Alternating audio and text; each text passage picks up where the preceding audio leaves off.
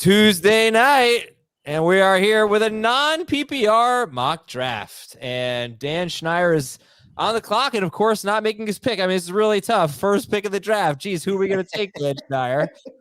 Actually, the pick is in. Tough. That is kind of tough. It is non-PPR, so it's a little bit of a discussion. Wow, at least. Not what I was expecting. I thought for sure you were going to go running back. I thought that was the tough call. Do we go Bijan or do we go McCaffrey or Eckler? No, I don't know. But I was expecting Bijan. Okay. Yeah. Oh, Jamie takes McCaffrey. Joe Pisapia is here from Fantasypros. Joe, what's going on? Hello, gentlemen. How nice to see you in a non-PPR draft. I didn't know that's what we were calling it. Back in my day, we called this a standard league. It was actually, I knew what was going on back in the day, but I like this. I don't know if this is the new nomenclature, dude, but it's fun. I haven't done one of these in a while, so this is a challenge. I think this is a real challenge here. Absolutely. So I expect, let's see, how many, let's guess, first 12 picks, how many running backs? I'm going to say 7. I still think the yards are yards, touchdowns are touchdowns at the end of the day. Let's not lose sight of that. The Justin Jefferson one pick, I have no problem with that, Dan. Don't let him take it to school on it. Adam has never taken me to school on anything in his life. That's fair. Give me a break. With the exception of movies, movie references. Pop culture. All right. What do you think, Jamie? Who should be 101 in this format? I think it should be McCaffrey. And you can make a case for Bijan. I know Joe would, at least based on the last time we talked about who should be the number 1 running back. I was honestly thinking that Dan was going to go McCaffrey. I was planning on Bijan. I was excited about that. I'm thrilled to get McCaffrey as well. So I think both those guys are in this format the 2 best players. Let me see if this changes anyone's opinion. Just let me know if I'm on the clock, by the way. Justin Jefferson, how many running backs do you think? Actually, let's take Cooper Kupp because he outscored Jefferson per game. How many running backs do you think outscored Cooper Kupp per game last year? In this format? In non-PPR. I feel like this is a trick question, and the answer is probably 0, right? Okay, that's your guess, 0. Jamie, Dan, how many running backs on a per game outscored Cooper Kupp, who was the number 1 wide receiver? 3. Jamie? 4. 5. Wow. Henry, Jacobs, Eckler, McCaffrey, and Chubb. He only scored 14.3 points per game, Cooper Kupp. He would have been RB6. But I feel like Cooper Kupp was very heavily influenced. Like his points per game were influenced by the targets and the receptions, right? Is that not the case? I know you're saying using the fine. So Justin Jefferson averaged fewer points per game. He averaged 14. I'm saying Kupp was better than Jefferson. Okay. I'm honestly, I don't know the answer to this. Kupp in 2021. Yeah, that was amazing. 17.2 points per game. That was Jonathan Taylor averaged 19.8 points per game in 2021. Derrick Henry 21.1. Austin Eckler was RB3 at 17.2. That's exactly what Kupp averaged. So I can't really see a case for a wide receiver being the number 1 pick, especially because I bet the running backs are going to be garbage at the 2-3 turn in this draft. I disagree on that because there's a good amount of depth at running back. We'll see what happens there, but Adam, I would make one case that, and as Joe goes with the receiver as well at number 4 overall, so you're now killing him and me. Anything I said. I will make the case that the one thing you're not factoring in here is the anti-fragility argument, which still comes into play no matter if the league is standard or PPR. It still feels better for me. I don't know what that means. I still don't know what it means. We explained it to you on multiple podcasts. I don't know what it means. All right. Running backs, simplify this. Running backs, higher chance of getting injured than wide receivers, correct, Adam? Yeah, sure. Okay. So you can factor that into your decision making on what you want to use your first round investment on. Can you not? Sure. I think the range of outcomes for a Bijan Robinson versus a Justin Jefferson is definitely, a wider range of outcomes. All Jefferson. Right, what does this have to do with anti-fertility? Anti-fragility. Yeah, no, I got you. Anti-fertility, that's a whole other show, guys. Yeah. I bet. Is this brought to you by Hims, this draft? I'm not even sure. It should be. Joe, I have a question. Where does it look like Dan is podcasting right now? Dan looks like it's like the cupboard under the stairs in a Harry Potter novel. It's better than it usually gets. Dan, someday you'll get your letter to Hogwarts. I don't know when, but I hope it's soon. We like it's to say better than what I usually get. He's podcasting on the toilet. People say it looks like I'm podcasting from the toilet. Dan on the can. instead of altering my background, which I could have done months ago, I've leaned into the joke because that's what I think you should always do with these inside jokes. Make it a little bit of an inside joke of the podcast. So soon, I a listener suggested this today, and I'm going to put it in a little toilet paper roll back. I was going to say that. That would be amazing. It would be great, right? So I'm going to try to do it. That would be fantastic. Maybe a Febreze. Maybe throw a Febreze on the shelf. And then I have a question for you, Adam, because it relates to something Joe did this weekend. So we had the Flex League drafts, and Joe was kind enough. I believe they're calling him Uncle Joe now. Whoa. So Joe hosted his podcast crew from Fantasypros at his house for the weekend. Mm-hmm. So Adam, if we were to do a draft in your area, which we actually just did, and you didn't show up, but if we were to do a draft in your area, who would you like to stay at your house of the crew that's on our show, of myself, Dan, Heath, Dave, and Chris? You can only have two of us. Which two would you like to stay at your house? You're sleeping at my house. Or you're just hanging out. We're sleeping. No. Joe. Apparently, Joe has like the party. Joe has the party house. According to Andrew Erickson, Friday we had whiskeys out back. It was really nice out in the evening. Saturday, we went in for the draft. Sunday, hung out by the pool, and I made Sunday dinner. I made meatballs and short ribs, true rigatoni Sunday dinner kind of style there for the boys. Whoa. So no matter what you say, Adam, I think it's going to be a letdown. But I'd love to see you and Dave Richard hanging out there.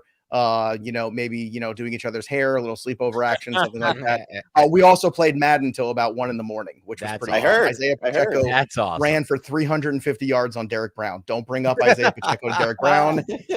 I took the screenshot picture. I haven't tweeted it yet, but I'm going to because it was awesome. So that is awesome. All right, so I will answer that question in a little bit. I do think we owe it to our audience here to actually talk about the draft. Do we? So how many running backs did we have? We had 8 running backs in the first round, 3 wide receivers. Cooper Kupp. Look at that start for Casey going Cooper Kupp, Stephon Diggs. We'll see how that turns out. This is a 12-team non-PPR mock draft. Got the Jonathan Taylor pick there from Thomas Schaefer, who made a pretty bad pick with Kelsey in round 1. What? I just really think it should be running backs. Basically, I don't think Kelsey's not a round 1 pick in PPR. He's not. Completely disagree. He's not. He's just the running back scores so many more points. And I get it. He's going to outscore the other positions. You're losing so many points though at the top of your board. All right. I'm sorry. I think I'm about to be on the clock. I think I am on the clock. So let me ask you, Joe, with the Jonathan Taylor news that he is away from the team now, rehabbing the ankle. Do you think he should be going after Derrick Henry, after Josh Jacobs, after Tony Pollard? He's probably the 10th running back off the board, the 9th? Yeah, look, this is a tough one. I think we saw it on this weekend too. I can't remember where he went in Jamie's draft, but in ours, which was super flex, I think he went a good distance into the 3rd round. I had a chance to take him. I did not pull the trigger on it because Nick Chubb was there still as a super flex, so it's a little different, obviously, in terms of the ADP.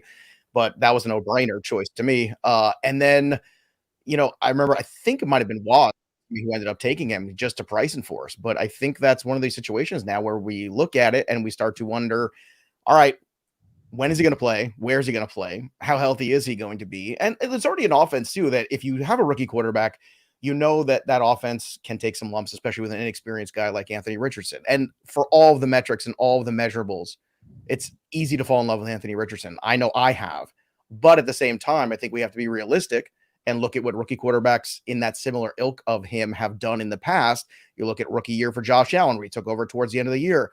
A lot of rushing, the passing, not so much. Then you look at Justin Fields. You look at, see a lot of the quarterbacks.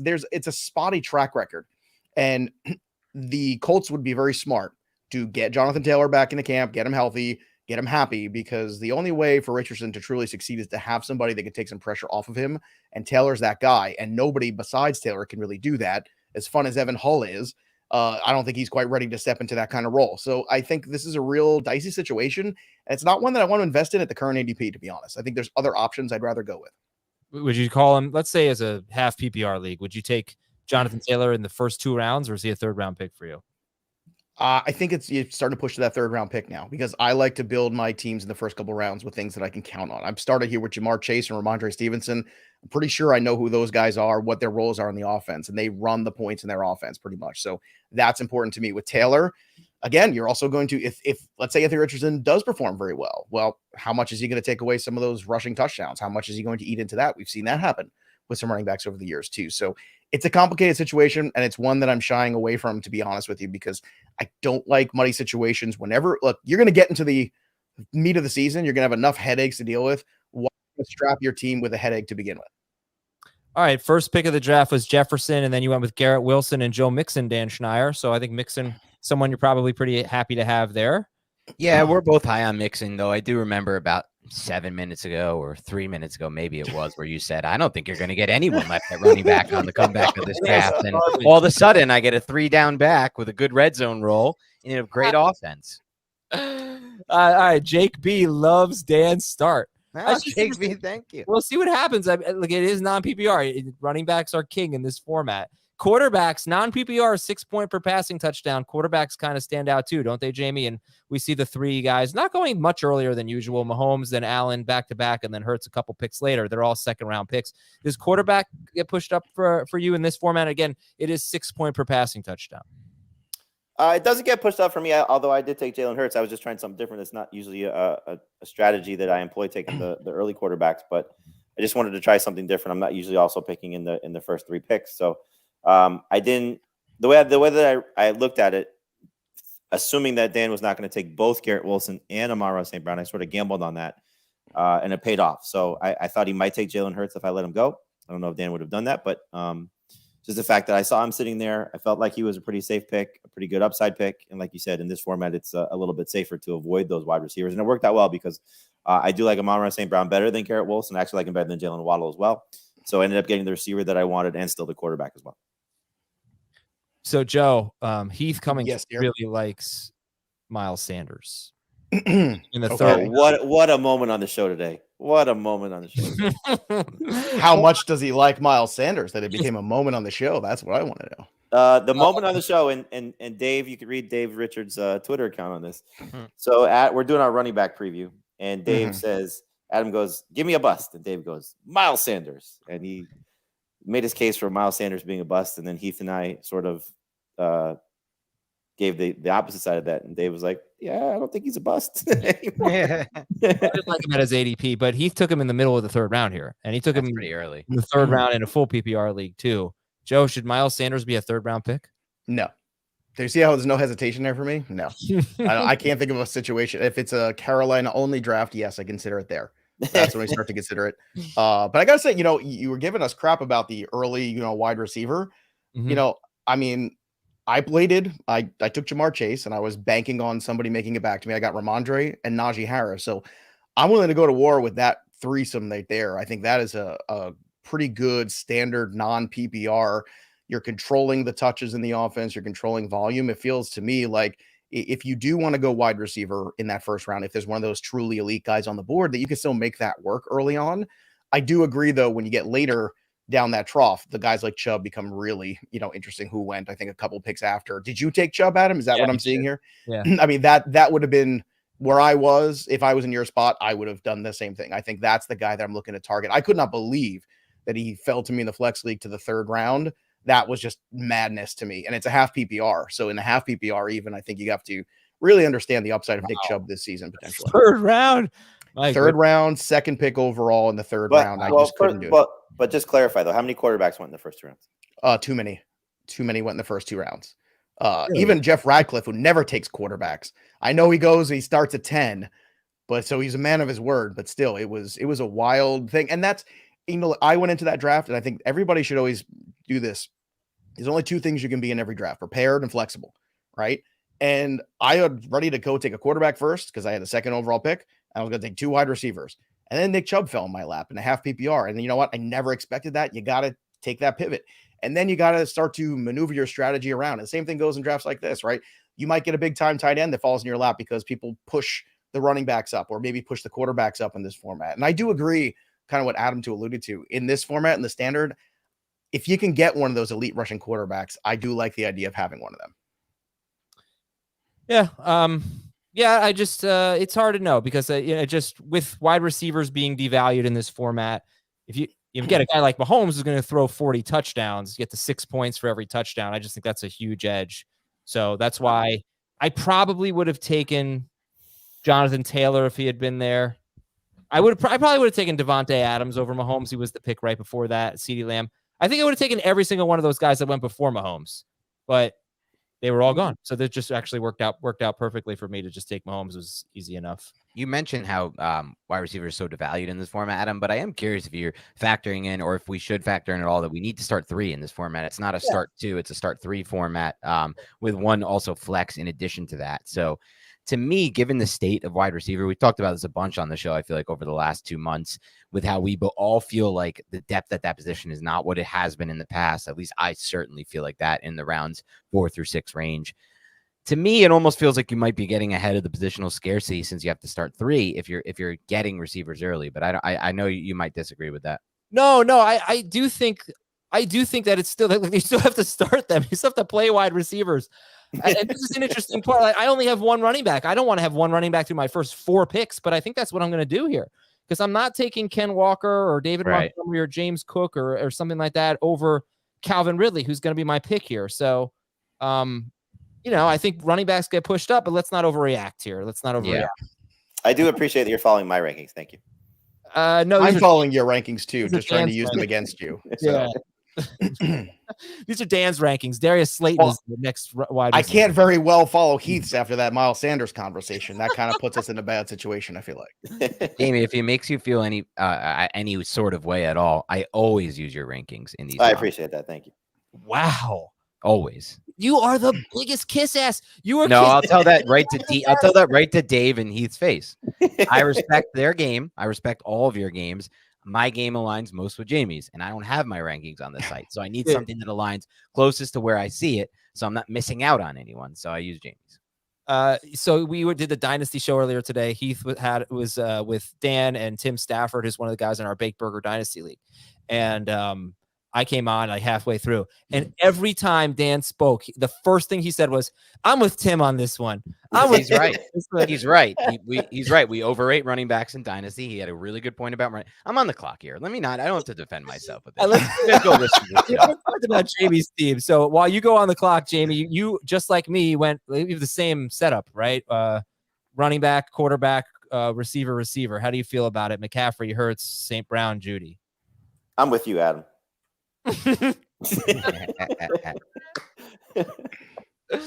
Well, considering that I pick in front of you, you're actually following my format. But I like the way that it's turned out so far. I don't agree, because the even rounds you're following me, buddy. No, I would have preferred to have another running back, but like I said, I wasn't going to take Mixon.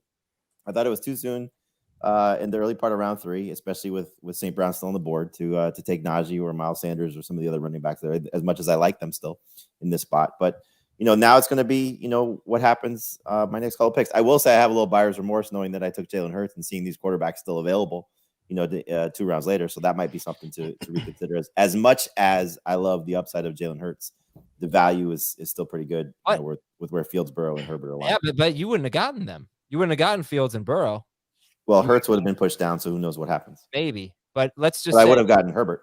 You would have been happier with Herbert in round 4 compared to Hurts in round 2. I guess not, just looking at the board, but again, it's just a little buyer's remorse seeing those guys still on the board.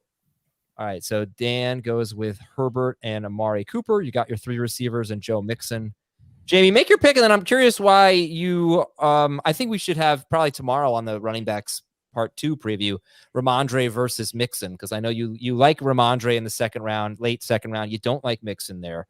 Dan probably feels the opposite. Dan, I know you take Mixon there, obviously. Would you take Ramondre at the 2-3 turn? In standard or any format? I like Ramondre more in half and PPR than Mixon, and I think I probably like. I am just nervous that they're going to sign someone, and it just feels so like a definite Belichick move to bring somebody in at the end of camp. So whether that be Fournette or Zeke or whoever it will be, that's what's hurting me a little bit, and I just don't feel the same way for sure with Cincinnati. So I think I'd give Mixon the slight edge. As a Patriot insider myself, yeah, let's hear it. I don't think it's going to matter, even if they do send someone. Okay. I think if you watched recently too, how they've kind of put Ramondre in bubble wrap, that tells you exactly what they think about Ramondre. Yeah, which is he is the guy, he is the offense this year, and he is. We're going to try to reestablish play action. We're going to try to use some of the Mario Douglases of the world and try to start to get a little more athleticism going on here. And they're still working at a deficit because they don't have a lot of great playmakers. So they have to rely on playing defense and running the football. So it's not going to look all that different. It's going to look a little bit more prepared because Bill O'Brien is an actual offensive coordinator. Spent last year, which was it was like the equivalent of cracking open a fortune cookie, and that was the play. Like that was pretty much, I felt like, what the Patriots offense was last year. So I'm very, and look, it's not because, and I took Stevenson because of that. So that pick to me is indicative of, I feel very confident that he is going to be that guy. Look, the guy caught 69 balls last year in an ineffective offense. I mean, even if he just matches that in a more effective one and a more prepared one, I think Ramondre has real potential to start creeping up into that top 5 range.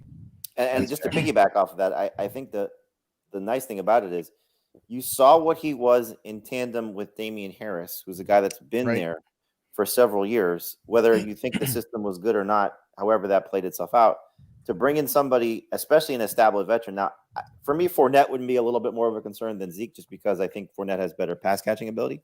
But I think just the idea of that's what he did in a shared scenario last year. Now, again, Damian Harris missed some time, but I think just looking at what the upside would be if you bring in one of these decrepit guys at this point, that's a very good situation still for Ramondre. And look, you can say Joe Mixon, if everything is perfect, is better. But I feel like if everything goes perfect for Ramondre, the ceiling's a little bit higher. Ceiling's definitely higher. I don't agree that the ceiling's higher. It has to be, Adam. He is so much more involved in the passing game. He's the third most targets. What are you talking about? He's more involved in the passing game than Joe Mixon? He had more targets than Joe Mixon last year. The third most targets. More games than Joe Mixon. I think matter. He had the third most targets. It couldn't have been close. Well, I think you'd also consider what the target competition is in that offense too. And the target competition in Cincinnati is a whole lot more than Burrow's not working through his progression and dumping it down to Mixon. A lot more pass attempts in the Bengals offense than the Patriots offense. So the target share might not be as good. I don't think we're getting 69 catches out of Ramondre Stevenson this year. Remember the image of Mac Jones going to the sideline, so pissed off because he's sick and tired of dumping the ball off because the fortune cookie offense. We don't know that. That's why. Well, look, make no mistake. That's still the Patriot way. Going back to Kevin Falk, that's still the Patriot way of dumping off the football to running backs, whether it be James White or whoever want to put in that role. Pass game. Right. So it's going to be that. Now, look, you can talk all the day long about Pierre Strong starting to take over that role. We'll see if that happens. But regardless, time out here. Go ahead. Right, you guys, I got to own this here. Joe Mixon, if he had played 17 games, he was on pace for 73 catches on 91 targets. Mic drop. Pro Football Reference drop. Let me give that a caveat. How many games did Jamar Chase miss? And how many targets did he have when Chase was gone? That's the stat that matters. Higgins missed a lot of games as well. Yes. Yeah, but find what's the average targets for Joe Mixon when everyone was healthy and on the field? I don't think it was all that much different. And by the way, we didn't even get to the second point of this, which I wasn't even allowed to say. It's not just the target volume. It's also the actual talent level. Joe Mixon has been dropping off steeply in his career. He's not creating many forced missed tackles. He's not creating much yards after contact. The explosive plays are way down. And the opposite is true for Ramondre Stevenson. He's a very talented back, a better red zone runner, a more explosive runner. So that's also a factor for me here too. Okay. I think when you want to talk, I've come around, by the way, to Ramondre over Mixon. If that's not yeah, it's a shame. That's a shame. Next time he does a podcast with me that Jamie isn't on, he's going to be back on Mixon because he's there's no time I've ever been on Adam's side, so we can be sure of that. Yeah, I look forward to Dan's flip flopping. I love it. What do we think here about some of these picks coming off? How about Hawkinson being tight end 5? How about Jamal Williams going in the 6th round? Did Thomas? Thomas took Kelsey. I was saying he passed on Hawkinson. Hawkinson was intriguing to me. He was in my queue. I don't understand ever. This is probably something better for off air, but I'm going to say it anyway. I don't understand ever, Jamie, why your rankings are so different on all versus the position by position, and then versus when you do the full flex. Why they're all why that is the case. Yeah, Jamie. I don't know. You should probably ask somebody that. This is a product question. I probably shouldn't have brought up on air, but it's frustrating. Yeah, probably not. Yeah, it's frustrating when you're trying to plan a draft out. Wow, AJ Dillon, I like that. Well, I don't really like it. I'm so disappointed with my running backs but I'm just going to have to hammer the running back position here. Hammer it. That's how you get out. Just taking as many dead zone range backs as you can. That's the way out. right? We're 40, we're like 30 something running backs. Also, who the hell takes AJ Dillon over the back I'm about to take? James Cook. So There's like 3 back. Oh, there he goes. Damn, 1 pick before me, James. I almost took Cook, even though I didn't even like AJ Dillon. There's like 3 backs I take over AJ Dillon right now. The format, though. It's the format. I don't care about. I don't know. I don't know how James Cook looks. No, I don't know how James Cook. Here's one I would definitely take over him, Isaiah Pacheco. I'm not a Pacheco guy. Understand why? Just out of curiosity. No, first of all, he's injured right now, and no, he was playing today. He was catching passes today. Right. Okay, he's not. He's injured right now, but fine. Well, let me get the exact stat for you. At his very best last year, when Clyde Edwards-Helaire was not a factor, was basically benched. Pacheco was not even a top 20 running back because he did a lot of really good things in real football, but he was 24th per game, weeks 10 through 18. He was 24th per game in half PPR, 27th per game in full PPR. Did a lot of good things in real football, not good things in fantasy football. He had 10 catches in 9 games. He only scored 4 touchdowns. Maybe the touchdowns go up, but you know how they are when they get near the end zone. They do everything but what most teams do, which is like hand the ball off to their running back. So McKinnon is the passing downs guy, and I don't think Clyde is just going away. So I am not a Pacheco guy. Are you, Joe? Well, look, I like the kid. I saw him locally at Rutgers here, and he's a great kid, first of all.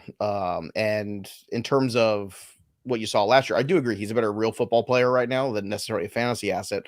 But I think a lot of that is the rookie growing pains, and I was actually surprised he even got as much run as he did. And I think it's important that towards the end of the year, you saw the confidence of the coaching staff giving him the ball in big spots. I think that's something you look for going into the second year. I do think it's muddy. I like where he's going currently because I think there's upside still there, especially in this format, potentially, if he does take that next step forward.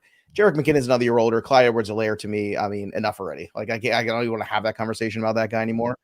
But I do think that it does come to a certain point where you're looking for guys in good offenses at the end of the day. And Pacheco fits that bill. And as long as he stays at this ADP, I think it's a decent value. But I do agree, James Cook over him for sure. That's something I have no problem with whatsoever. You're looking for guys in good offenses. You're looking for guys with volume. I'm not so sure AJ Dillon has either of those things. Okay, I mean that's fair. I think AJ Dillon was the goal line back last year. I expect him to be the goal line back this year. So touchdowns are really important in this format. It's fair too. I would guess that he will score more than James Cook, score more touchdowns than James Cook. And look, I didn't get James Cook, so I took his older brother. I took Dalvin Cook, who will pay off if he's on the Jets. I think. I actually kind of like I think Dalvin's a little bit underrated, regardless of where he ends up at this point. Not if Breece Hall's healthy, though. If he ends up with the Jets, I think there's a better chance that Dalvin Cook ends up with the first team that gets a major injury at running back.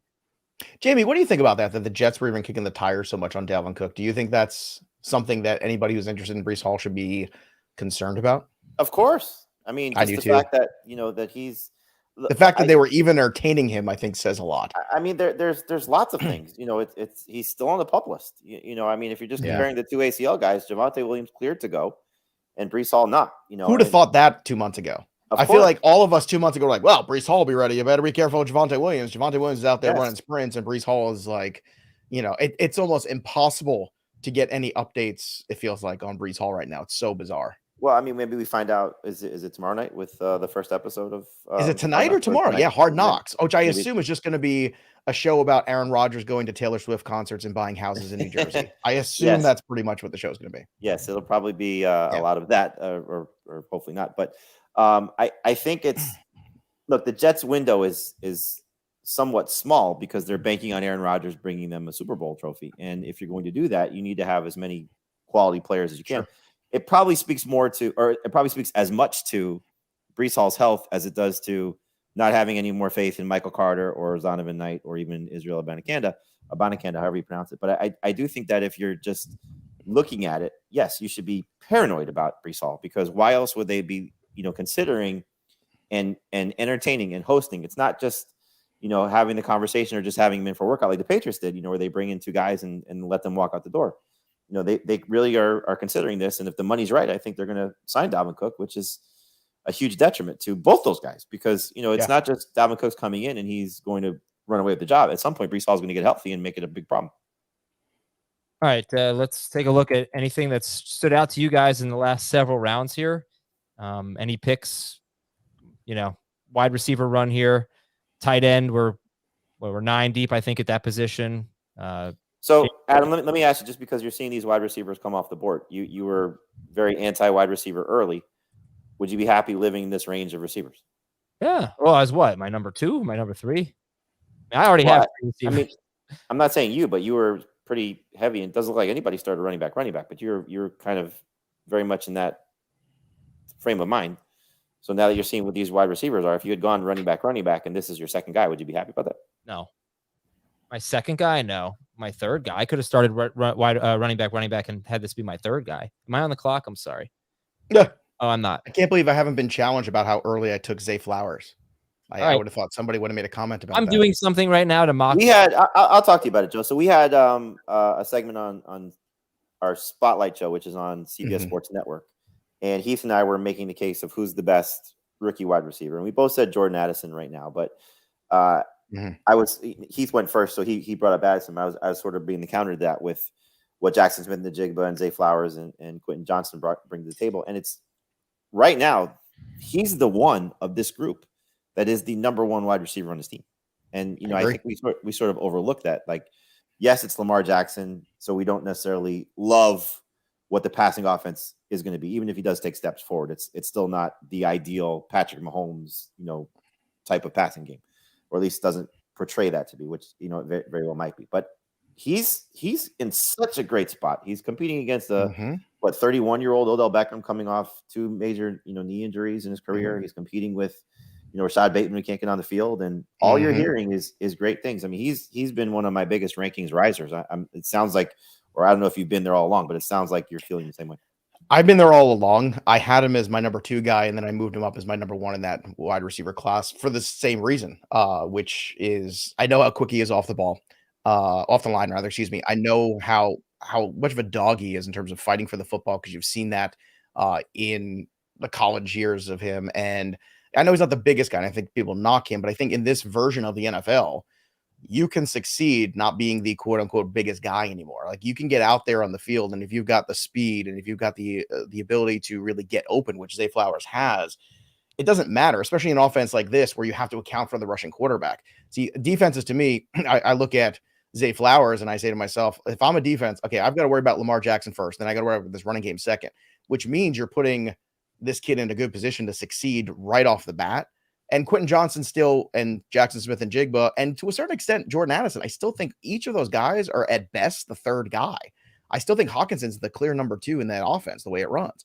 That's just, I mean, we can like the Addison talent all we want, but it's pretty clear. You go back and look at the game log of a guy like Hawkinson who came into that offense late in the year. I think it's so hard to pick up a playbook, to pick up the rhythm, and he just fit like a glove there. And that was spectacular to see. So I'm looking at Zay in the same way you are, which is maybe it's not a prolific passing offense, but can the guy score touchdowns? Is the guy going to get 6 to 8 targets a game? And can he make the most of them? I think he's one of those guys that needs to touch the football one time a game to really make an impact on a game.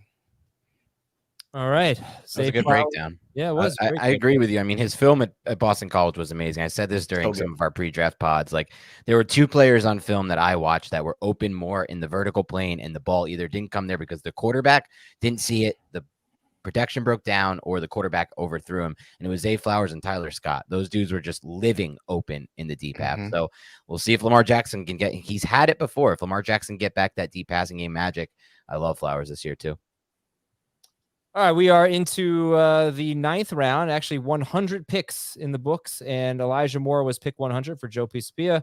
Heath takes David Njoku. Does anybody else not have a tight end? Me. I was debating Njoku there. I have guys I like late, so I'd rather wait. The best tight ends available, according to Jamie, are Evan Ingram, Dalton Schultz, Greg Dulcich. What? No, I just like according to Jamie, like they were all just working. Well, I also like how our producer Thomas confirmed that he also uses Jamie's rankings all the time. Jamie's rankings I use because I know we see players the exact same way, which is why I was so happy to not see him in my draft this year in Flex. It was nice to see him somewhere else. Why did you move out of Superflex, by the way? I think Jake just moved me. I don't even know. I thought you had Jake, I want to draft early and I want to get back out to New Jersey. I got No, stuck going on. I think I've even said the last 2 years, like put me in Superflex, and it was like okay, and then I just see my name in the other league. But you know, it is what it is. Well, he's upset though because what happened was I won in 2019, and Wozniak won the last 2 years, and then I won again last year. So really, there's no room at the inn, Eisenberg. That's the problem. I guess not. But it was fun. So I think it was when I picked Dobbins, and you were. That was the only one I didn't guess right. I thought you were going to go. Oh no, it wasn't Dobbins, but who? It was Ridley. It was when I picked Ridley. Oh, it was Ridley. Oh, I was peeling off the names before you made the pick. I mean, and this is why I love and hate being in leagues with you, but I especially hate drafting back to back, like last year in that CBS Experts League. Oh, that was the worst. We're back to back in the Guillotine League, or 2 picks. Yeah.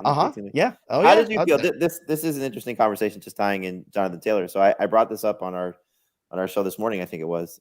He lasted a long time. He did. I struggled with it. I was on the clock in the second round. So this is an 18-team league.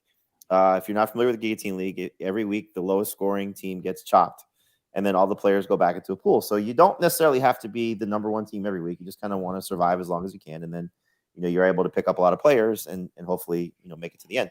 So I picked Bijan in round 1. I think I was the 8th pick. Are you the 10th pick? Is that right? Yeah, I think I'm 7. I think you're right around there. I want to say I'm 7. Okay, so I don't think I was 5. So we're somewhere in that range. Yes, early part of the first round in an 18-team league. So I took Bijan, and then it came back to me, and I was like, do I want Jonathan Taylor? I'm like, God, if he plays, he's Jonathan Taylor. It's just such an easy pick. But if he misses week 1, forget about the contract just because he's injured. Like, that's a killer for your team to go, your second round pick missing time. So I took DeVonta Smith, and then he almost came back to me again in round 3. And I was like, all right, if he comes back to me in round 3, I'm taking. And 1 pick before he got taken. So nearly ended up. I'm curious what you think too about that league, because again, strategy is so important there. And that's the one where it's like, look, you don't want to be the first one out. You want to, create a good floor of points on a weekly basis so you can last, so you can start to pick some of these players, pick the bones of some of these rosters that end up going back into free agency. I ended up going Hawkinson with that 3rd because going 18 deep, my whole idea was if I can get one of those top tight ends, that's something I can solidify on that team where there's a ton of targets going his way.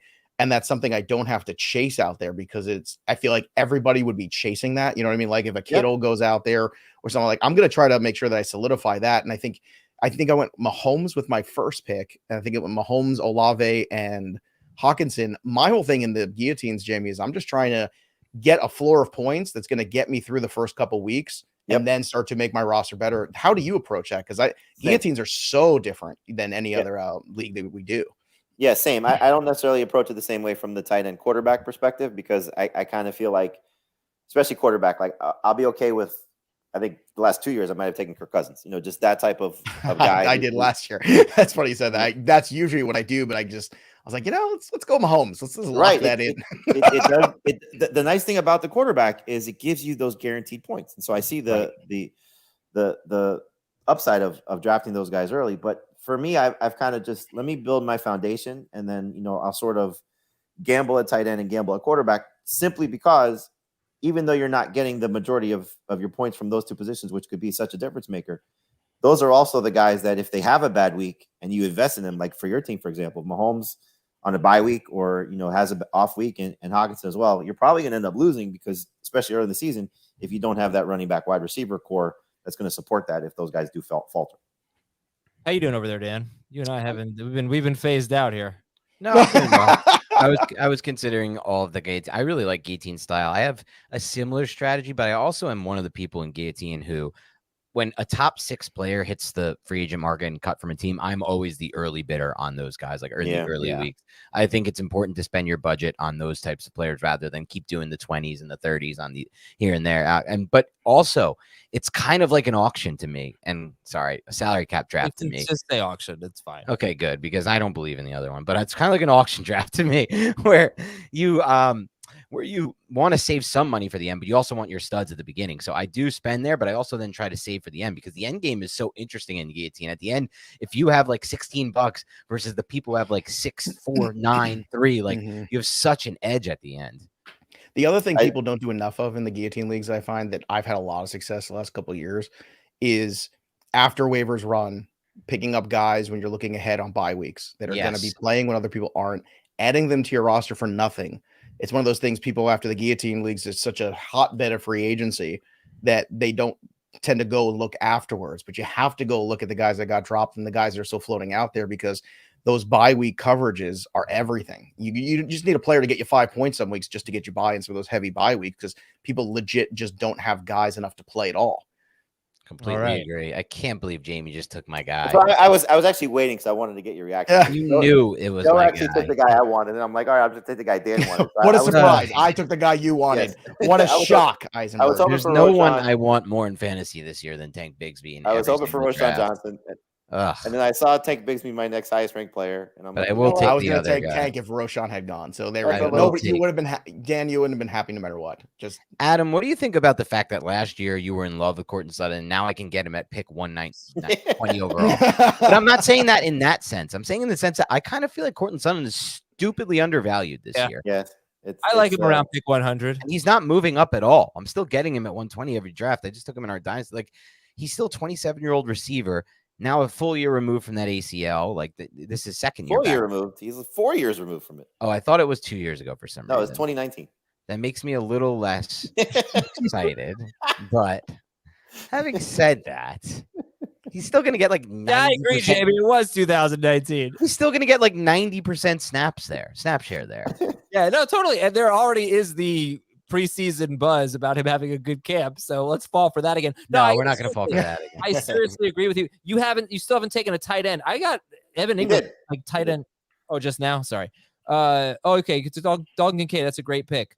Oh, damn. I was going to take Kadarius Toney. I was actually really looking forward to that. Ew. No, like he still can be good. He still can be good. Let's not get too crazy here. What's your take on the Chiefs wide receivers? I'm buying in bulk. It's like Costco. I want all of them that I can get, and hopefully I'm right. And I actually did this in flex. I was all set to take Hurts, and then Rich Rebar at the 1 goes ahead and take Hurts at the 1. So I took Mahomes, like, okay, consolation prize, whatever. And right off the bat, then I was like, all right, this is great, because my favorite thing to do as the draft goes on is to start throwing darts at Sky Moore and to start throwing darts at Rashee Rice and those guys. I stay away from Kadarius Toney because, well, a lot of reasons, health being a major one, but also, with the personality being an issue. I think there's obviously, whenever young guys with talent get traded early in their careers, that's one of those things you got to kind of dig a little deeper and understand that there's some toxicity there and some problems. But I think Sky Moore, the second year working out of the slot now, I think there's a lot of potential there. Again, it's unproven. I liked him coming in last year. It did not perform. So I'm going to try to be a little bit more patient and try again. I really like Rice. I think he fits a lot of what they'd like to do. I think MVS gets phased out here. And Justin Ross is this fascinating deeper league dart throw because he has so much talent. There's another kid who had a fantastic college career, has not been healthy in a very long time. And I don't expect a lot from him this year, but if I'm in deeper leagues, I think it's worth throwing darts because you just don't know which one of these guys pop. But Moore and Rice, to me, are the two guys at that ADP currently that I think are the best bang for your buck. Then, outside of obviously the normal Travis Kelce, Patrick Mahomes stack. I had one thing on Ross because I'm also with you on that, Joe. One of my hot takes this draft season is I would invest in Ross over. What are you laughing at? Of course you're with them on that. I mean, come on. Why? You're very agreeable. I am an agreeable human. Are you not agreeable most of the time, Dan? I feel like the guys don't feel like you're agreeable, and tonight you're. I never noticed. No, I am an agreeable. Listen, I'm an agreeable human. I've been told that before. I understand. I've also been told I occasionally flip flop on things. These are things I know. But fact of the matter is, he's making a good point. So I wanted to add a little bit something to it. You're very nice to the guest. I actually do have a transcript. You're supposed to be. Just so you Let know, me add Andrew, my little You're point supposed to, as the host, be nice to the guest. I know. That's I what don't the have Adam to is be. never nice to on the me. show. I don't have. You missed that memo a long time ago. I'm But not really a guest. I've been on way too much. I don't feel like I'm a guest at this point. You're part of the family. one right, thing Dan. on Justin Ross. Make your. Go ahead. First, I'll start with the bold take. The bold take is I would invest a pick in Justin Ross before I invest in a pick in Kadarius Toney. That's the bold take here. Okay. The second take is if we like to use the argument, which I don't mind, that Jackson Smith and Jigba is a pretty damn good prospect because he had a full season and he dominated target share and yardage with Garrett Wilson and Chris Olave there. Take a look at Justin Ross's national championship game against Alabama. Like with Patrick Surtain on that defense, and I forgot who, but another strong defensive back prospect who I'm now for some reason blanking on. He put up like 130. and 2 TDs, I think, in that game, 1 or 2 TDs. He was awesome in that game. Justin Ross is a really talented receiver, and unlike Kadarius Toney, he can actually run the full route tree. He can actually run intermediate routes, and he can run deep vertical routes. I don't know what Kadarius Toney can run, because in the Super Bowl, he was still a gadget player somehow on that offense. Meanwhile, on the flip side in New York, they claimed Isaiah Hodgins in week 12, and he's now an 89% snap share player from that season on. If that doesn't tell you something, it tells, I don't know. It tells me a lot about where Kadarius Toney is at as a football player. So I'm just going to throw that out there. Give me Ross. You know who you'd be if you were a tight end? Who's that? Sam Laporta Potty. How long were you saving that one? Just out of curiosity. A few rounds, but a few rounds, and it feels so good. You know, it's all about timing, Azer. That's what it is. Like the perfect time, the perfect joke. Yeah, I'm sorry. I feel like sometimes I go too far with Dan, but like, you know. Oh no, you never go too far. I love that. I love that the butt was just right there. Speaking of Justin Ross, let's do it. Good for you. You know what? There you go. Let's get in on that. What else is left here? Kind of need. So I see DJ Chark and Jonathan Mingo going back to back in this draft. I don't know if I've seen one thing about Jonathan Mingo so far in the preseason. Well, today there was something. Today Jonathan Mingo's running with the first team offense, and Terrace Marshall and Chenault are with the second team. All right. I also saw something though where one of the beat writers said this has been Terrace Marshall's best practice. I saw that too. Okay, so it was a conflicting report. Well, anyway, who should be the first? Jamie? Panthers. Best doesn't mean good. Who should be the first Panthers receiver drafted? I would take a chance on Chark. Chark, especially that's why I did, because Jamie, of course, would do it. There was another report today that said Bryce Young is starting to lean more on Hayden Hurst than he is on Adam Thielen as his safety blanket. What a shock. The rookie quarterback looks for the tight end. Who'd have thought? Yeah. I really make almost nothing of that. Why? I don't know. Just I can't think Hayden Hurst is going to be useful there. I don't know. Oh, I agree. Joe, don't you think that the rookie quarterback, to go back to our Miles Sanders discussion, would lean on the dump off to the running back? I think that's part of the appeal. It's the appeal. I also, recognize Miles Sanders' history with now some of the guys in the coaching staff there, and that makes a lot of sense. And that sometimes you can put those two things together and you get familiarity. But look, Bryce Young's problem is going to be, look, I think Bryce Young made great strides year over year. 2 years ago at Alabama, if you didn't give Bryce Young a clean pocket, it was a problem. And I think last year you saw him really evolve, and I was very impressed with what I saw. The problem is he's still very small.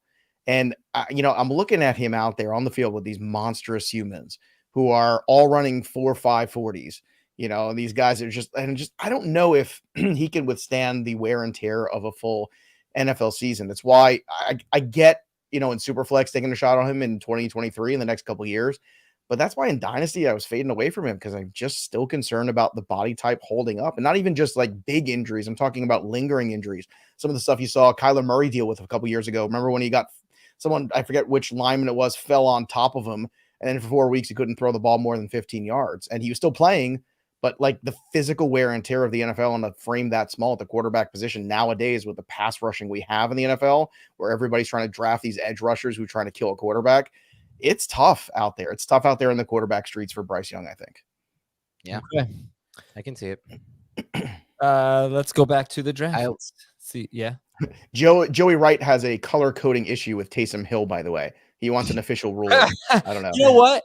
Taysom Hill last year in non-PPR scored as many points per game as TJ Hawkinson. He was the number 4 tight end. I was going to say Heath made a really interesting pick there. Can you really expect that to happen again with Jamal Williams being there? And no, but he was like tight end 14 or something the year before. They also didn't have a quarterback last year. He was probably he is coded as a quarterback here, so we got to get him, I think, in yellow. We can fix that. But no, we didn't draft him as the 5th tight end, but I don't know. Do you think Taysom Hill should be drafted in this format, Jamie? At this point, if you want to take a dart throw, sure, but I just look. His main value is as a rusher, and if he's not getting those rush attempts, especially those goal line opportunities, I mean, what is Jamal Williams there for then? Yeah, well, they'll still use Hill a little, I would think. Oh, they'll still use him a little, but to the same degree. And like Joe said, I don't care what he says about Andy Dalton. Derek Carr is an upgrade over Andy Dalton. Oh, of course he is. I mean, look, I'm so sick of Derek Carr has his issues, but let's not. I mean, did we see the year Devontae Adams had last year? He was wide receiver 3 with Derek Carr. I mean, look, Derek Carr is the same thing we say about Jared Goff. We all make jokes and stuff, and then next thing you know, everybody wants to run and get Amon-Ra St. Brown on their team. So which one is it? Right. Like at a certain point, yeah, there's shortcomings in real football for some of those quarterbacks, but can Derek Carr facilitate a real offense? Absolutely, and he's going to have some pieces to work with there. And I think Taysom Hill, so much of that rushing equity that he had last year was just out of sheer necessity of trying to move the football and, running gadget offenses, unfortunately, which you got to do sometimes when you don't have real quarterback play for yourself. And Derek Carr's like reverse aging almost, because most of the time we see quarterbacks go the opposite route where they'll target downfield and then they'll start to check down later in the career. Derek Carr was like the check down king early in his career. Then last year he's just ripping it downfield to Devontae all season long. And he's not that accurate, but he's throwing it a lot. So I almost feel like that's a good thing, especially for Olave, who had so many air yards, unrealized air yards last year. Though that has to get better, I think, with going from Dalton to Carr. All right, so we're going to check out our teams in a bit as we wrap up this draft in about 50 minutes. That's going to be about a 51-minute draft. That's excellent. Before that, though, Dan is forcing me to answer some questions here. So give the people what they want. Yeah. Out of Dan, Jamie, Dave, Heath, and Chris, rank them in order of who you want to hang out with. No, it's the sleepover question. It's the sleepoper question from earlier. Okay. It's So Joe's sleepover question from earlier. All right, so that's better than having to rank all of them. So now I only have to pick 2 to sleep over. No. We want a full ranking. No, I guess you got to rank your your colleagues, and then tomorrow you'll have a meeting at 9:00 at HR after. Yeah. So exactly. The problem is there could be let's say there were these 2 guys that I wanted to sleep over. I'd be a little bit worried about them fighting. So I don't think. So I'm just gonna say. Just gonna say. Dan and Jamie. All right, I made the list. Good. I guess. Good. Well, I mean, Dan will just agree with everything you say. Right. So. I don't agree. I don't agree with that. Guys, you got to go to bed now. Okay. I printed out a transcript of today's show. I just wanted to share it with people here. Joe said, Jamie, are you concerned about the Jets looking at Dalvin Cook as it relates to Breece Hall? Jamie, yeah, I think you have to be. Dan, yeah, I am too. That never happened. 5 minutes later. Dan, this is not fair because Adam's got receipts. This is no good. Touchdowns and make big plays. He just made maybe Dan is just understanding that he's like, but don't you understand, Adam? We're so smart, and Dan is agreeing that how smart we are. I know. Joe, you have to get bye-week players in Guillotine leagues. Completely agree, Flush. Joe, I like Justin Ross. Dan, I like Justin Ross too. Well, in all fairness, Dan, I'll be inviting you before I invite Adam. Oh yeah, I want the meat and homemade meatballs, rigatoni, all that sounded great. Yeah. Wait, you agree? You agree again? Yeah, it sounds great. I mean, come on, the guy's cooking for us. All right, let's get the draft board back up, Shafee T. I'll do it for you. All right, let's take a look at our teams. Dan, you had the first overall pick, and in a non-PPR league, you went receiver heavy. In fact, only 1 running back with your first 5 picks, 2 receivers with your first 2 picks. Do you like how things turned out for you? I do. I am not ever going to sway from my hero running back strategy, even in non-PPR leagues. I just don't really believe in the investment there. It's been my strategy for a while now. I'm happy to get Herbert here. I wanted to get one of these top tier quarterbacks. To me, Herbert will break into that tier this year. I think it's a perfect match with Kellen Moore. So that got me really excited. I also got one of my favorite players in fantasy to draft this year. I missed out on Tank Bigsby, who Jamie got. That's my number 1. But Dalton Kincaid is number 2 for me. I think he's going to be immediately involved. The skill set he brings to the Bills is something that fits that specific system very, very well because they love targeting the slot. They've been looking for somebody to really dominate the slot targets for a while now. I don't really think it worked out with Isaiah McKenzie. Cole Beasley was kind of okay for a little while. Dalton Kincaid will be the guy that we're looking for there. So I got a few of my favorite guys here. So I'm definitely happy with this team. All right, Jamie, you had the second pick and a very different approach. Running back, quarterback, compared to Dan anyway. Obviously, you copied my approach, but that's fine. Running back, quarterback. Who's the agreeable one now? First of all, Jamie, whose rankings were you using in today's draft? And secondly, how do you feel about your team?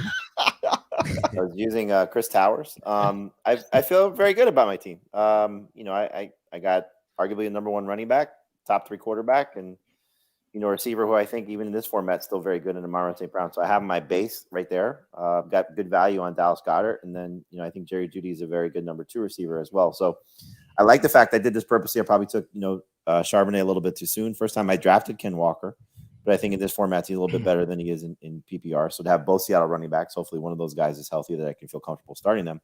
Still love James Cook as at least a flex. That's what he is here, but he could be a number 2 running back here. My receiving core is I think the weakness of this team.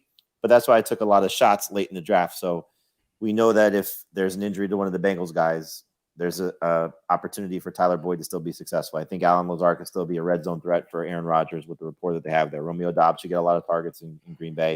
And we'll see what Darnell Mooney does as the second guy there in Chicago now. But very happy with the running back core, happy with the quarterback, tight end, and then at least my first 2 receivers. So for the most part, I like this team a lot. All right, Joe, you had the 4th pick here, and you went with Jamar Chase. Even after I gave all those stats about running backs in this format, you're like, I don't care. And you went Jamar Chase, and then you took Stevenson and Harris. So I know you like how it fell to you in terms of those running backs and your team overall. I got 2 RB1s. I got the best wide receiver probably in 2023. I'm banking on that. I got the big rushing quarterback in Justin Fields. I feel like I've given myself some youth and upside here at the wide receiver core. Because I took Kittle, I knew I was going to be weak at the wide receiver 2-3 spots potentially where I did that, but that was calculated in the format. In the standard league, I think having a tight end that is not only a focal point of the offense, but also has touchdown equity is a big advantage. Because like Jamie took Jalen Hurts, like you don't want to play a team that's got Christian McCaffrey and Jalen Hurts on it on any given week. Like that's just annoying. It's going to be frustrating. He's going to win a lot of games. I feel the same way about this team too, because I think Jamar Chase, Justin Fields is going to be pretty annoying with those 2 running backs with Stevenson and Harris. But then when you add Kittle to that mix too, and the touchdown equity he potentially brings, that's a lot. So I had to take some shots with some youth with Flowers and Sky Moore. I feel good about those guys. I got Cam Akers in the flex, who I think is going to be a much bigger piece of that offense, trying to keep Stafford upright and trying to keep Cooper Kupp healthy. I did take the backup quarterback because I'm going to if I have Fields, because the rushing quarterbacks always have a higher risk of injury. So I got Geno to back it up. And then I just took some shots here. Zeke, later he's going to sign somewhere. I still think he's going to be back in Dallas, and that's going to piss everybody off except me because I got him everywhere for nothing. And when he falls into the end zone 8 times, I'll be happy. DJ Chark, Elijah Moore, who I think has huge upside potentially this year. Backup tight end too, because I know Kittle's going to miss 3 games because he always does with Chigakonkwo. And then Roshan Johnson there to back that up. Hopefully he's the guy in the second half of the year that I can start to lean on at a running back flex position possibly. So I really like this roster the way it panned out, to be honest. I had the 6th pick, and there's just one pick that I messed up. I did not see that Travis Etienne was available. Is what happens, I think, when you host and draft. I took Higgins over Etienne, unfortunately. But I still like the team the way it turned out. And I want touchdowns. In non-PPR, it is all about touchdowns. Catches don't count. They matter, obviously, because they get you yards and they get you touchdowns. But look at my first 5 picks. I mean, I think I got a lot of touchdowns there with Chubb, Mahomes, Higgins, hopefully with him, Calvin Ridley, DeAndre Hopkins. I think that's a very good non-PPR team, even though it only has 1 running back. So now I need A.J. Dillon, Dalvin Cook, Brian Robinson, maybe Tyler Algier. One of them, that's obviously going to need an injury to be a serviceable RB2. And I think I've got a really good team here. Evan Ingram, as I think he was the 12th tight end off the board. I thought that was good value. And then I don't love him so much where I'm not taking a second tight end. So I'll gamble on Sam Laporta there. But really the first 5 picks I was really happy with them. I would have preferred it if in non-PPR if it had been Chubb and Etienne and Ridley and Hopkins as my first 2 receivers. But so be it. I was happy with the way it turned out. Let's pick a few more teams here. Jamie, go ahead. Pick which one should we go to? What do you think? Let's do Thomas Schaefer since he started with Kelsey. All right, Schaefer, you want to talk about it, or you want us to talk about it? Well, you trolled my team from the get-go when I made my first pick, and I think my team's a lot better than yours, honestly. Wow. Shots fired. Tom woke up and chose violence tonight. Well, you only have 4 receivers on your team. Like, tight ends. You got to start three receivers in this league. I'll start the 3 of them. And I'll probably I might start all 4 of them. My tight ends are going to outscore yours. Ingram plus the port. I guess Adam just doesn't know about it. Bye weeks and injuries at the receiver. He's got 4 wide receivers. He's got Quentin Johnson on that roster too. I'm allowed to make roster moves in this league, right? I mean, everyone else is, but you're actually not allowed. Yeah. So, I mean, I think I got, we don't know what's going on with Jonathan Taylor, but I thought that value was too good there. Like, if it was between him and Stevenson, I couldn't take Stevenson. It's also non-PPR, so that's why I didn't do that. And then I went with Lamar, and I got Anthony Richardson way late. So, he's got such a high upside, and I just thought that was good value, that potentially he could be like trade bait or whatever for, my lack of. I don't think I have the greatest receiving core. That's why I just try to stack on a bunch of guys that have high upside, with Jameson Williams if he comes back, and Addison potentially, and more so veterans than anything. Okay, so you like your team. It's good. It's a good team. Let's look at team 12, Casey Simons. Okay. How do we feel about this team? I mean, that's 4 wide receivers and then 2 risky running backs in Breece Hall and Alvin Kamara. I love Casey, but I don't know that I love this team, although Kupp and Diggs is like a great start. And Devontae Smith, 37th overall, is also really good. Is it maybe just the running backs he picked, or did he do maybe he did a great job? Dan, what do you think about this team? I actually like this strategy because I'm a big believer in, if you're not first, you're last. I'm always trying to go for league winning upside. And look, Kamara's going to miss 3 games, but then he's back, and he's probably going to be a fine option for him as an RB2. Breece Hall, similar type of situation to him, unless they sign Cook, which I actually am starting to think they're not even going to do there, because they're probably made an offer that he wants more of. I still think he just waits for, there's going to be a major injury at running back. Then his value goes up, in my mind at least. So I think he's got 2 high upside backs, obviously stacked at receiver here. 2 is a high upside quarterback. London's a high upside flex. I just think this team has a lot of upside. Can it flame out? Of course, especially in this format, which you've gone over and you've hammered home, Adam, that you do need backs in this format. Those backs are risky, but so what if he flames out? You're going for first. So I just like the high upside build here. I think the only thing I have a problem with is once he got past London. Yeah. I'm probably just throwing a lot of capital at running back there. That's a great point. That's the one thing he didn't do here. You don't need Rashad Bateman and the Rondell Moore gambles and Rashee Rice if you already have such a strong receiver core. I'm trying to. If I'm just reading the board, did he have a chance at Jamal Williams, or did he take Bateman over Williams? Williams went mega early. That was one of the biggest reaches, unless I got him confused with Javonte Williams. No, that was my bad. I put Jamal Williams when it was Javonte. Okay. Sorry. So where did Jamal Williams go? It's either right before him or right after him. I'm trying to figure it out. Jack took him in round 9.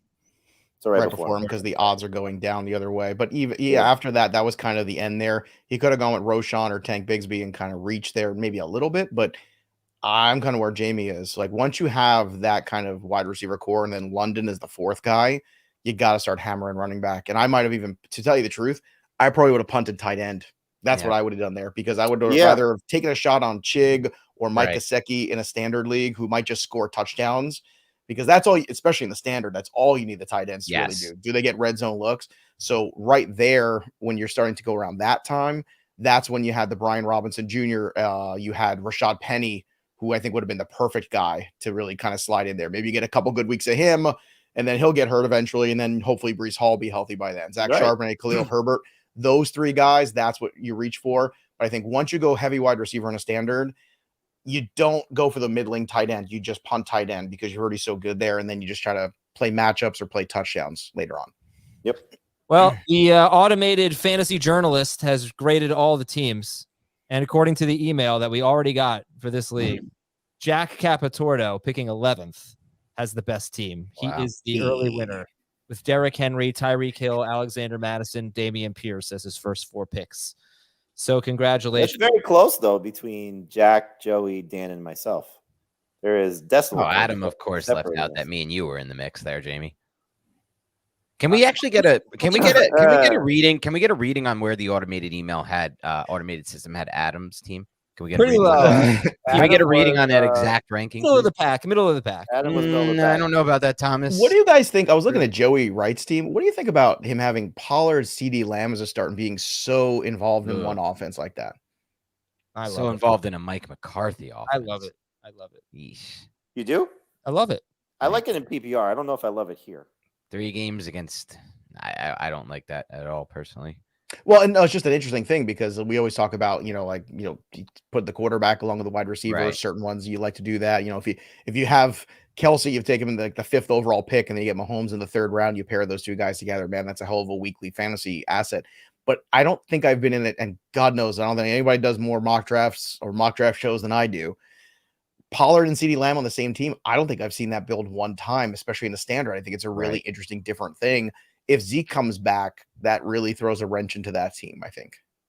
Well, and you're also talking about, Lamb competing with whatever you think of them. There's still, guys that are going to command some targets, and Brandon Cooks and Michael Gallup and whatever. Cooks especially. That's the guy for me that you bring in, and then you just got to think, okay, it's a little shade there. Okay. Joe, thank you very much. Appreciate you coming on, man. Joe's best. It's nice to be here. I love you guys. Let's see the draft grades. Here you go. Oh, there it is. I'm not even on the thing. Okay, a Oh, little I middle of the failed. pack for Adam Azer. Not bad. Not bad. I think, okay, correct me if I'm wrong, Jamie. Bottom there. This is not necessarily who has the best team. I think it's who has the best value, who did the best drafting and with what was available to them. I mean, to be fair, there's like a 3-point difference in projected points between first and last on this thing.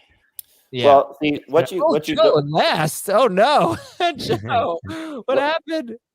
Oh man. I get my guys. I really don't care at the end of the day. Yeah, that's the biggest thing. Yeah, I almost feel like every time I get these draft grades, it's like, and the worse I do, the better off my teams are, just because I always feel the same way. I'm like, well, I must be doing something right because ADP is polling at the end of the day. That's all it is. Yep. Look at this. Fans give Adam a D. We're gonna end it on that. Thanks everybody for watching. Great stuff tonight. Dan agrees with the fans. Thanks for having me, guys. All right, Dan. I'll text you my address. I'll see you. I have a sleeping bag for you. Hell yeah. We'll talk to you all. No, I'm not sleeping in that house until you've remove the roaches from that house. There will be no sleeping. And where am I supposed to brush my teeth? You've already claimed the kitchen sink. Later, where are you doing now at home? Later, everybody. I'll talk to you. We'll talk to you tomorrow with Running Backs Preview Part 2.